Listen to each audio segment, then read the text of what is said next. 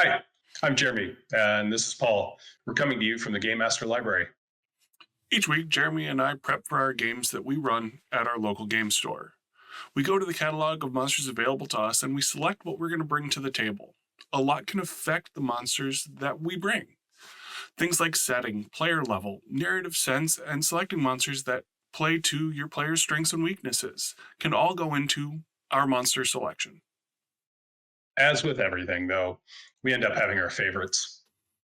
Certain monsters get used over and over again, especially at the lower levels. Uh, some get reskinned, used again, upscaled, whatever the case may be. Today, we're going to talk about our top five favorites that we like to use at the table and bringing to our tables in our weekly games. Paul, why don't you kick us off with number five? I would love to. Coming in at my number five is the Giant Goose. This was in Bigby's most recent release. This is a fantastic monster that is going to surprise your players every single time. The reason that I continuously play this monster at the table is for the thunderous honk feature. Something that can be heard within 300 feet that uses a condition that not a lot of monsters do. The deafen condition is a lot of fun. All of a sudden, the players can't really communicate between each other because they can't hear. They have to use things like body language, and if they're going to try to communicate a large force that's coming or something like that.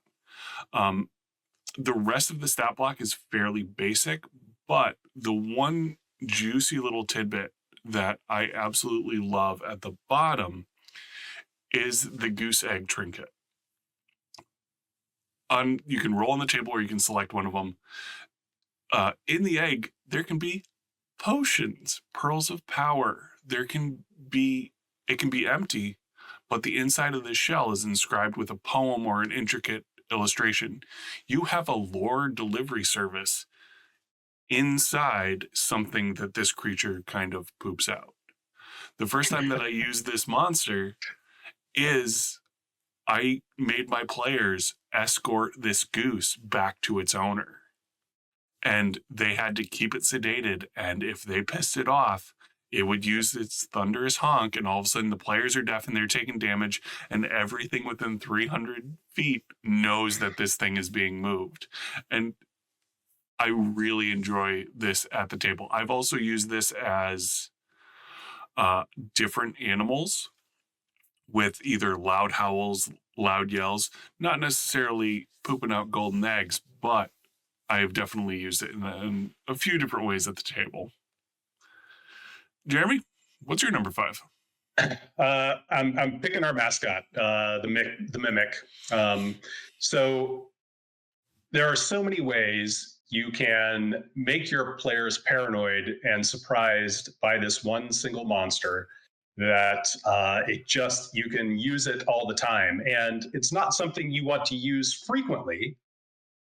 But when Well, you do use it, they uh, uh, they enjoy it, right? It's fun to all of a sudden have this statue in front of you come alive, but not coming alive in the very robotic living statue style, but as it extrudes out a pseudopod and grasps you. Now, I'm going to talk here briefly about the MCDM content. Um, and we each chose for our number one actual MCDM monsters that we're going to talk about. supposed to say spoiler alerts. Yeah, spoiler alerts here. The MCDM mimic is roughly the same, but just has a few other features added on to it that just make it better. Mm-hmm. That is true with a lot of things. And the thing that I do love, Mimic would have been one of the ones that made my honorable mentions. The Mimic, once you get outside the realm of what a Mimic has classically been, there was on the TikToks, there was, what is the worst thing a Mimic could be? Having it being the cleric's spellcasting focus. Having it a potion bottle, right? That's yep. Another one that's a great one. One of the runs I ran recently was there was a room full of statues. Now everybody, and I said, oh, the statues are very lifelike, and it's odd that they're in sort of like normal motion characters or how they're standing seems very normal, like they were walking and all of a sudden they became stone. So it threw the players off completely, and they kind of thought that they were going to be dealing with a cockatrice or a basilisk. And they go up to examine one of the statues that's wearing a gold necklace, touch the statue, and boom, we're in combat. The mimics are coming out of their statue form, and you're going. So it was great. I also like the idea that mimics can imitate magical weapons. So that you give your players, your heavy damage dealing Gloomstalker, Ranger, Assassin, Rogue, a sick crossbow. And then in the moment when all of a sudden all of the things line up that they're going to have the first round of their life, all of a sudden it turns into a mimic, and all of a sudden it is completely wasted. I love that. It's not something you obviously want to do all the time. You're removing a lot of player agency, but doing it once for them, I think, would be hysterical.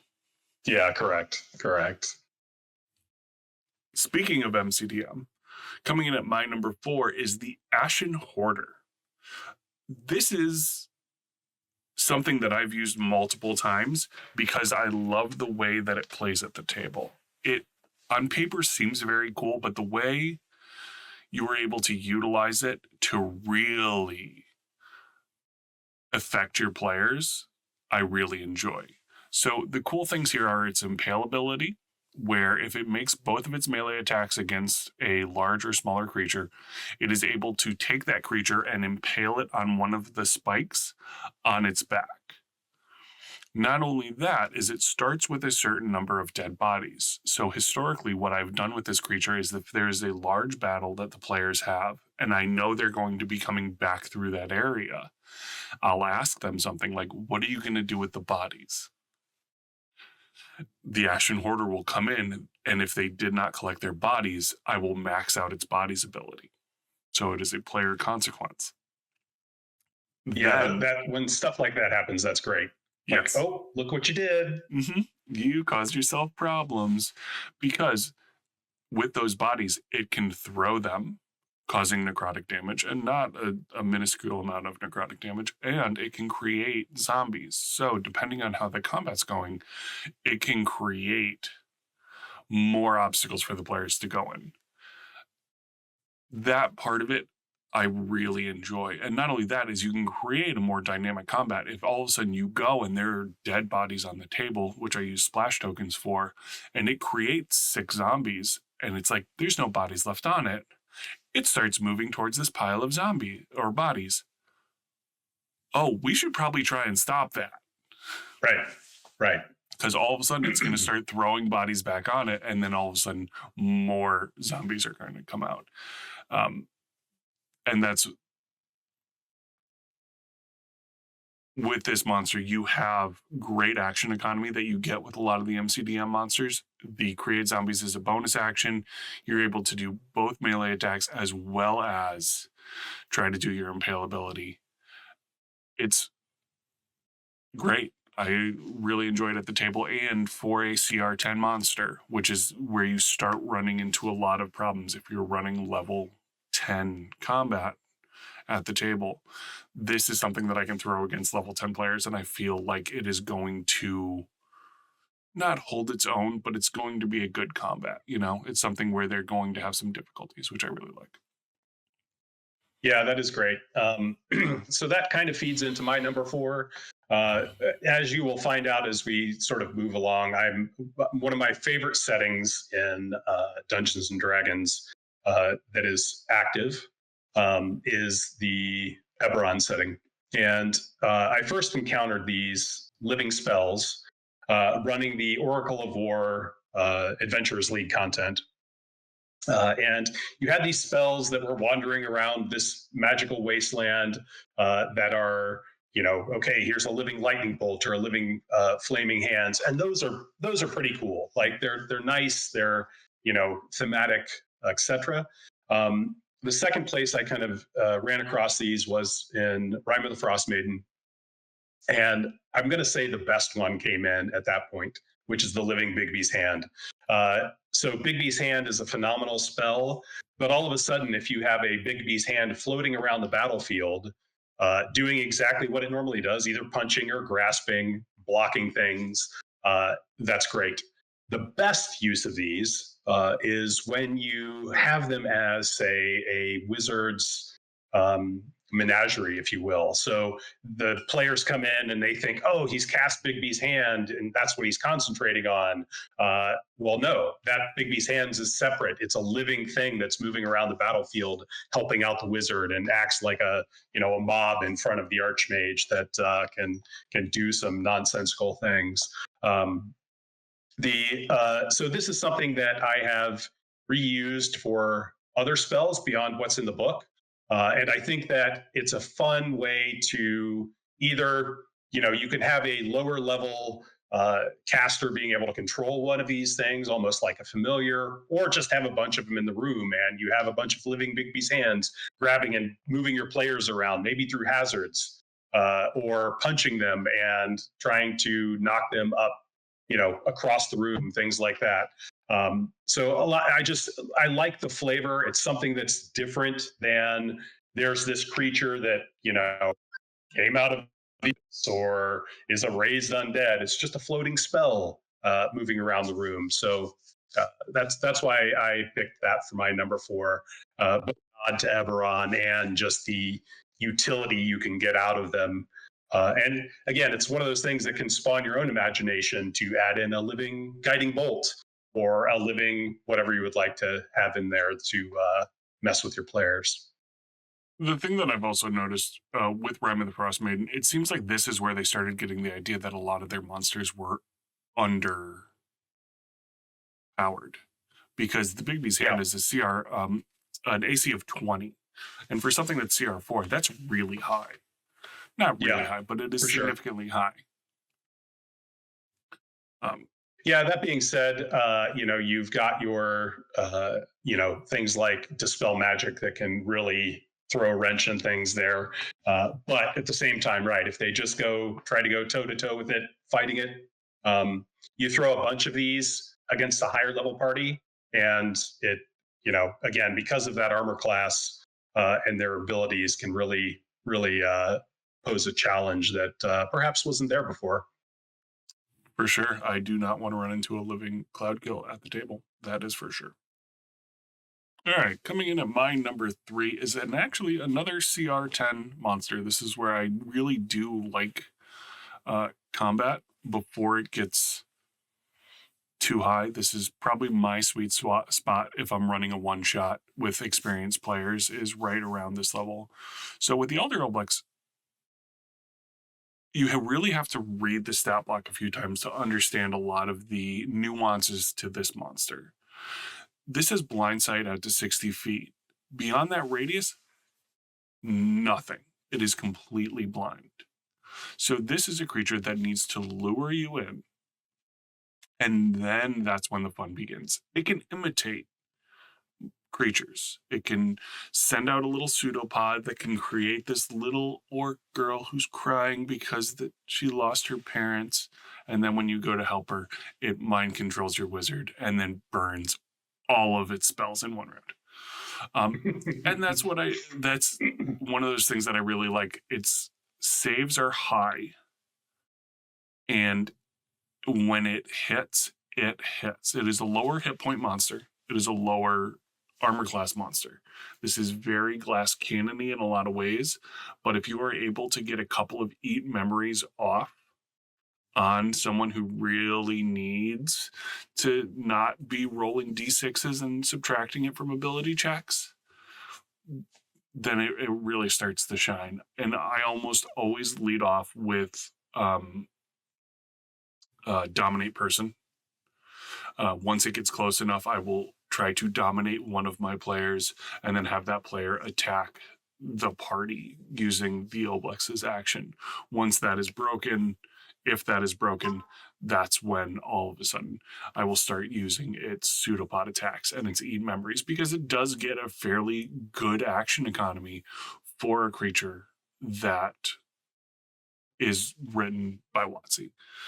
It has a bonus action it's its imitation is its bonus action, but there are opportunities in that where all of a sudden your players, two of them hide, and then all of a sudden the rogue appears from a dark corner and it's not actually the rogue. And then it attacks from that location. So there's a lot of dynamic combat when it comes to that. It's like, is the rogue mind controlled? Is the rogue not mind controlled? And that's a lot of fun. And it's also one of those ones that players don't know off the snap. So things like it's a version of fire. It is not, the players aren't, it's not, this is a troll. I need to fire the troll. Right. It is, right. I have no idea what this is. We're being attacked. The Gloomstalker just unloaded on all of us. The fighter just burnt its action surge into the wizard kind of situation. And that's why I really love it. And I often use this in places that players would not expect. This is one of those. I think this is one of those surprise monsters that are pretty great. It's also not something you want to lead off with, right? It's let them wear down some resources first, let them then come in and get surprised by this, and then they're burning whatever resources they may have saved on each other. 100%. And it's also, and I will, to the counterpoint, this is a great monster to lead off. Because if all of a sudden they go into a place, they lead off, you get that dominate person off. Oh no, that high level spell slot's all gone. Or I have just burned your class abilities. I've burned through the things that you wanted to do. I burned a scroll that was in your pocket. Like whatever it might be, that's why I like using it, because I can burn some of those resources, or when they're down on resources, it gets really scrappy really fast. Yeah, for sure. I picked another one from Rhymer the Frost Maiden, the Tomb Tapper.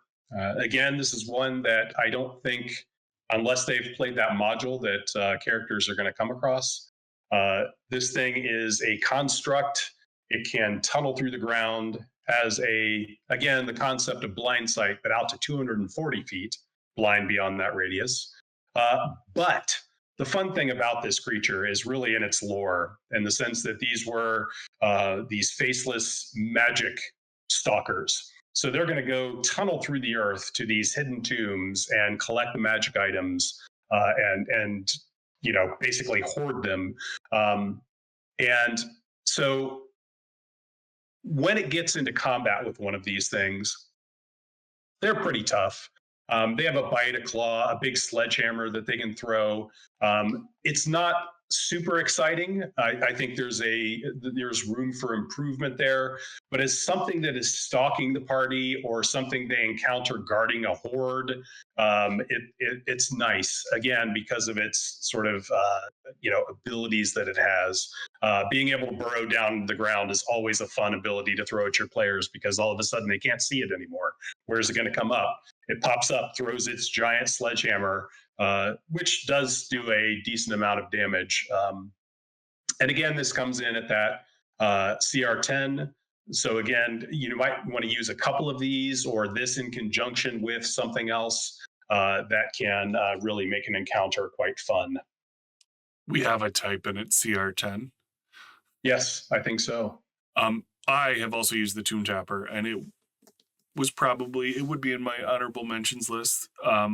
I love running it as a magic seeking missile.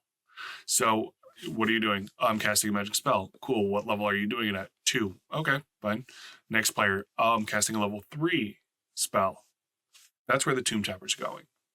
Mm-hmm. Sometimes players figure it out, sometimes they don't. Yep. When all of a sudden they don't use any magic is really when the Tomb Tapper can start to struggle. And I mean, this is also a monster that does hit fairly hard. The sledgehammer at its 6d6, 6d6 plus 6, 2 attacks. Force damage as an option too, Yep. which is always nice, right? Get around that barbarian's resistances, break, throw this to, okay, so it's magic seeking, right? Oh, well, we put up a force dome around ourselves, force wall, comes up with that, force damage and starts wailing away. Yep. It's tunnels underneath, comes up under, lots of great options here for using this in play. And it's also the spots I've used the Tomb Tapper also is, guess what? Leomund's Tiny Hut is a magical spell. Second the hut comes down in the morning, it would be a real bummer if there were a couple Tomb Tappers waiting for you. That's right. That were lured out by your spell that you're using to protect yourself. So it is a very fun monster for sure at the table. Coming in at my number 2, I don't know why I love this stat block so much, but it is the Space Clown out of Spelljammer. Juggalo. Yep, 100%. Shooting balls of Fago. I enjoy it so much because of the little nuances in the spell block. Squeakers. This monster squeaks when it walks. The squeaking can be heard out to a range of 30 feet. The squeaking is silenced while the clown's phantasmal form is in effect. It's just fun. Like, this is why the Space Clown for me has been reshaped and reused and shown up in so many of my games, is because it is just a fun entity. It can change into basically any inanimate object it wants. It uses the balloon as an example. So all of a sudden when players are like walking through a town, there's just a balloon floating by. And they're like, and they make the joke like, oh, we all float here, George. I'm like, yeah. Funny joke. Funny. Uh-huh. It's fun. It's spell list, Friends, Mage Hand, Prestidigitation, Mirror Image, and Spider Climb. Not a whole ton of use there, but dynamic. Trying to figure out fun ways to use things like that. Friending someone who's, your frontliner, your barbarian who's coming for it. Trying to, use Mirror Image to like throw them off. And then the ray gun. This is a CR2 monster, so it is only a DC 12 Wisdom, but having to laugh for a full round and be incapacitated by your laughter is just a lot of fun. And that Right. I've done the ray gun, I've done Jack in the Boxes, I've done the classic peanut can that opens up, and it's a fun stat block. Yeah. So for my number 2, I'm picking warlocks in general. So there are somewhere on the order of 10 to 15 different stat blocks for warlocks in D&D Beyond right now. They all have different flavor to them. They all have different spell lists. And so, you look at, and they are representative of the subclass that they are, representing. So the Great Old One has this like whispering aura all around it, and it's just like chattering in your your player character's ears, and if they fail their save, they're incapacitated and take damage. The Warlock of the Fiend is a CR7, but comes in with 3 melee attacks using its scimitar. Has the Fiendish Rebuke, so you run up, you attack it, and boom, all of a sudden you're taking necrotic damage or fire damage, however you want to play it. I just like these because they are not really your standard I'm a wizard spellcaster. They get some of the flavor of the warlock subclasses. They get none of them have anything that is too crazy from a power perspective, but it's all different, and it's a great way. I think I reskin these more than just about anything, where okay, this is, instead of just being a warlock of the fiend, it's this dude standing there. It's going to be the, mad Sahagwin priest that's worshiping the deep, or whatever the case may be. So these are ones that are fun. They do have some decent spells. So again, talking about the fiend, it's got banishment. Let's take a player out of the combat for a little bit. Suggestion, things like that. The Archfey is great for the I'm going to charm the party. I've got Misty Step, basically. I take some damage and boom, I'm away from the party again, popping back. The one thing I will say is that, like every good warlock, one of the things I always almost reskin in is adding an Eldritch Blast, maybe with one of the invocations. Pushing away is generally the one I choose, but again, just to capture that flavor in there. This is also one that I look forward to reskinning and redoing a little bit with the new rules for the Warlock in the 2024 Player's Handbook. So again, just pick up some of those invocations. Okay, I'm not using an Eldritch Blast. I'm, the Warlock of some frost demon, so I'm going to use Ice Bolt, and that's my Eldritch Blast for my Warlock. So again, something I reskin a lot, something I like using as the caster instead of, again, sort of your standard wizard that has the normal, kind of typical spells that a wizard would have. It also falls into a really good spot where there's not a lot of good casters in the core materials. Yep. I often struggle to find good casters, whether it's wizards or little necromancers or whatever it might be, to be able to reskin, and these fall into a really good spot where you can throw CR7, CR6, you can throw some really good hard-hitting minions in there, and it really comes up with a really nice encounter, which is very cool. Yeah, the other nice thing is that they are warlocks, right? So they are simple in the sense that I don't have this extensive spell list that I'm like, okay, I use the level 5 spells, so now I'm going to look through the level 4 spells. It just helps the DM move his combat a little bit faster because the abilities are limited. They're still a caster, still have all those fun things that they get those abilities for, but again, it's a tighter stat block, so it makes it easier to play at the table. And they are unique in their own way, which is fantastic. And there is one that can be reskinned for what you're trying to use it for, which is the Archfey one is very tricksy with things like Dimension Door, which is always fantastic. Yep, absolutely. And now on to our number ones, the monsters that we like to bring to the table the most. And mine is the Light Thief. I have spoken about the Light Thief probably too much. This is something that attacks your players in a way that they are not expecting. And it is something that they fall back on time and time again in dark spaces, and that is their dark vision. This is another fantastic monster from MCDM. Funny enough, in the same chapter as the Ashen Hoarder, the Graveyards and Tombs chapter, I believe it is. So this is a little CR2 monster, low hit points, low AC. It goes into a form of light that they can see within 15 feet.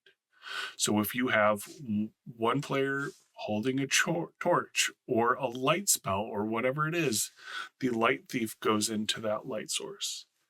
It then explodes, causing a blinding light that removes dark vision from certain players on, like, it's a DC 13 Constitution save, which is passable, but also can leave players completely blind. They are now having to use action economy to relight the area, whether it's through another light spell, lighting another torch, whatever it might be.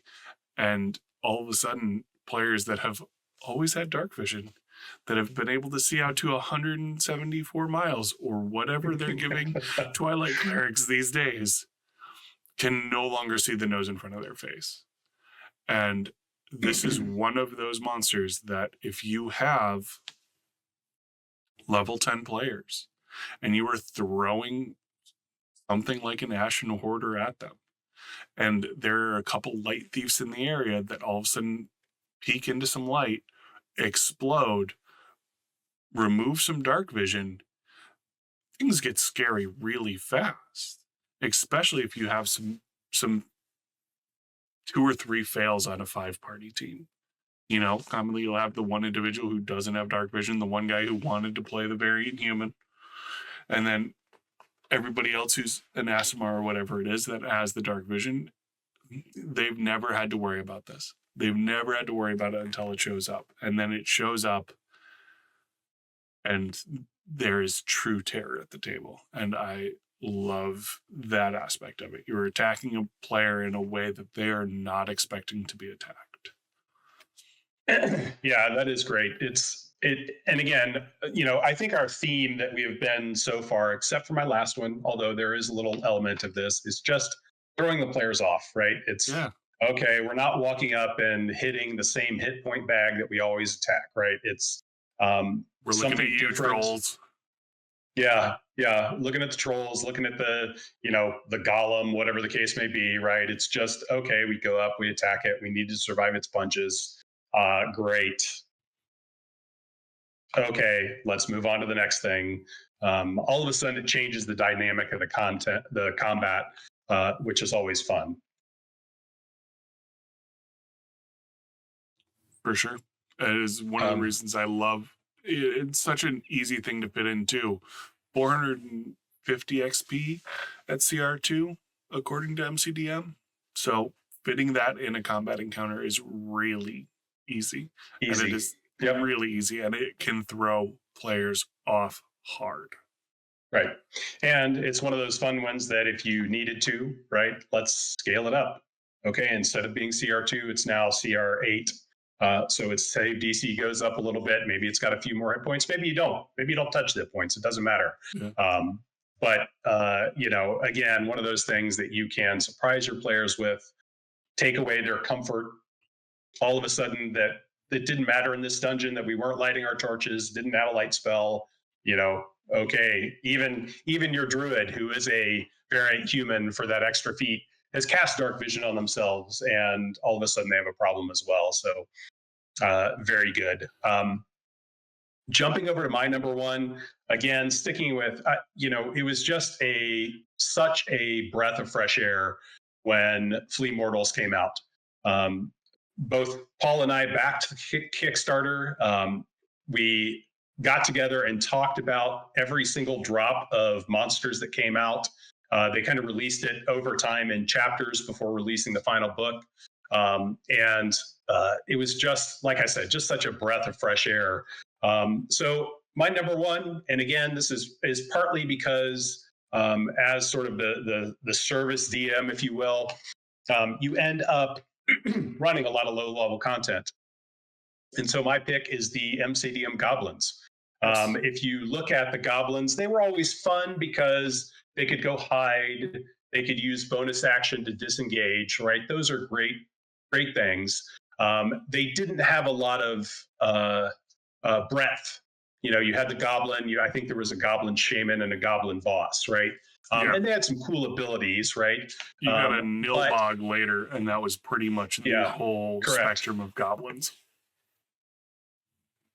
So now you bring in MCDM, and if we compare the Goblin to the Goblin Warrior, it's not really that much different, right? They lost the ability to hide as a bonus action, but instead of it being a bonus action, now all Goblins are crafty. Meaning they can they are constantly in a disengaged state. So they don't provoke opportunity attacks when they move out of an enemy's reach, right? The Goblin Warrior has the Fleet Foot, which again means if somebody attacks a Goblin and misses them, the Warrior can run away. Again, it allows you a very dynamic battlefield. They added in that in their sort of lore for the Goblin, they were like we're gonna hide and climb. So they got a climb speed as well. So again, it's one of those things that it just adds a little flavor to your standard goblin. I would uh, I'm sure people have done it. On one of my lists for a one shot at some point is going to be a Tucker's Kobolds, but with MCDM goblins, um, and go from there. But again, talking about the breadth, you bring in things like the Goblin Sniper. If they are hidden, they get a little bit of extra damage when they have advantage on that attack roll. They can actually take the hide action as a bonus action. They still have the crafty. They can avoid that opportunity attack. And I will tell you that one of the first times I used these in an adventure, my party wiped because they thought they were just fighting normal goblins. And so they came in and they're like, oh, it's some goblins. We just roll on into this clearing. Well, I had snipers up in the trees. I had, the warriors out front. The underboss has that same ability where he can kind of throw somebody in front of himself to take the attack. But then you throw in something like the Curse Spitter. And again, they bring in this sort of like, they talk about in the base books, the Goblin Booyah, their casters and things like that. And the great thing about the abilities is just the flavor. Again, thinking about the Light Thief coming in and stealing dark vision. Well, this goblin has these different hexes that they can throw out, some of which are a cantrip, which is even better. To be able to, okay, I'm going to hex this person. They fall prone and they can't get back up for a whole minute. And then on their next turn, they say, everybody to me, and all the goblins are suddenly around the Curse Spitter. Maybe that enemy is right in front of you that's on the ground prone. They all have advantage now to attack it. Like it was just fun for me as a DM to have this. And again, having that breadth of monsters in the same sort of stack to be able to use. So it's not just like, oh, there's 5 goblins. They're all the same. AC of 12, 7 hit points. AC of 12, 7 hit points. AC of 12, 7 hit points. 100%. And I don't think that can be understated enough. Having something that surprises your players at the table, like these goblins, is fantastic. One of the monsters that I use that's close to the Curse Splitter is the Kobold Inventor. Because the players all of a sudden are like, oh, we're fighting kobolds. And then all of a sudden, the scorpion on a stick comes over and tries to paralyze them, or the skunk in a cage comes out. There's this myriad of cool things that you can bring to the table that all of a sudden they're having to deal with something that they weren't expecting. And I've found that to my players is incredibly rewarding. Mm-hmm. Even something Absolutely. like not only changing the monster, but just changing an ability. We've talked about the troll a couple of times here. There's a very good MCDM troll. But just changing the type of damage you need to do to a troll in order to get it to die. Taking fire and removing that and making it radiant damage or cold damage or thunder damage. Because there'll be that player who will get to that point and be like, I touch it with my torch, or I cast a firebolt, and then it doesn't die. Right. And they're like, for sure. Oh, I'm concerned. And that moment of scramble of like, what do we do? I think it's incredibly rewarding as a DM, but I think it also is incredibly rewarding as a player of trying to find out in the moment how to solve this combat. And I think thinking of combats as puzzles is something that I have really brought to the table and I really enjoy. It's not just we need to survive it. It's we need to figure this out. Right. Yeah. And not every player is going to enjoy that, to be clear. Yeah. And I think the surprise is great.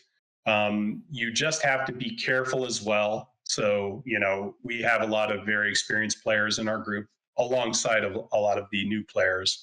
And I think you have to be clear that I'm not just doing this to thwart you in your knowledge, right? I'm using a different source. I'm using a homebrew. I'm doing whatever, because then it kind of takes away that knowledge of that player.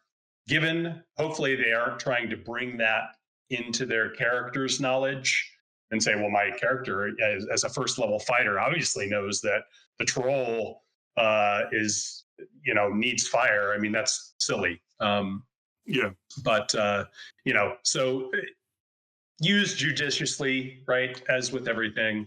And But any of the monsters here, I would also, these are very well, I think our list is a selection of well-tuned monsters.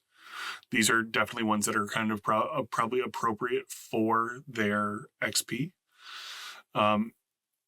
So with the new XP rules as come out in the 2024 Dungeon Master's Guide, I would use a lot of these, especially the MCDM monsters, with caution.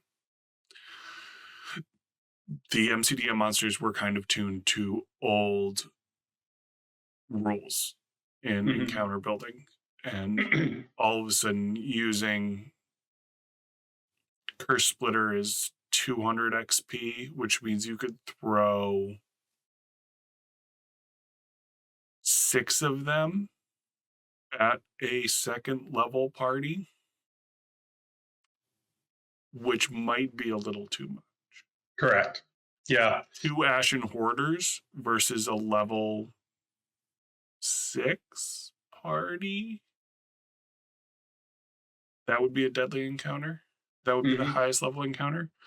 That's concerning.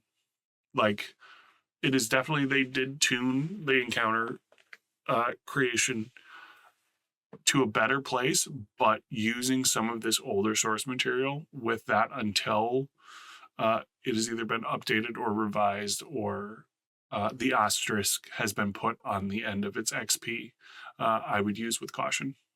Yep. And know your players.